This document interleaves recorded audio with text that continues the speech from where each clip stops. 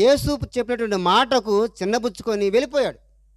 ఈ లోకంలో ఉన్నటువంటి అంతా కూడా చెప్పండి, నేత్రాశ, శరీరాశ, జీవటం, ఇందు నుంచి మనకి ఏమీ కూడా రాదు. తండ్రి వీటిని కోరుకోలేదు, దేవుడు వీటిని కోరుకోలేదు, వీటిని సంపాదించడానికి అతను కోరుకోలేదు.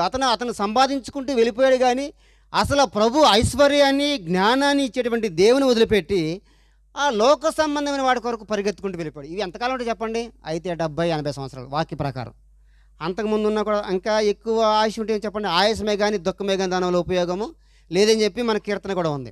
కాబట్టి మనం ఈ లోకంలో దేనికోసం మనము వెంపర్లాడినా, దేనికోసం మనం ప్రయాసపడినా అది కొద్ది కాలంతో మనతోనే ఉంటుంది. తర్వాత అది ఎవడు అనిపిస్తాడో ఎవరు కూడా తెలియదు. కానీ నిత్యము ఎప్పుడు కూడా మారిపోనిది, మాసిపోనిది, చెరిగిపోనిది ఏదైనా ఉందంటే యేసు ప్రభు వారు ఇచ్చేటువంటి నిత్య జీవం. ఇది చాలా ప్రాముఖ్యమైనది. దీన్ని సంపాదించడానికి చాలామంది మీసాల గడ్డలు పెంచుకుంటున్నారు పాపం, తెలియక.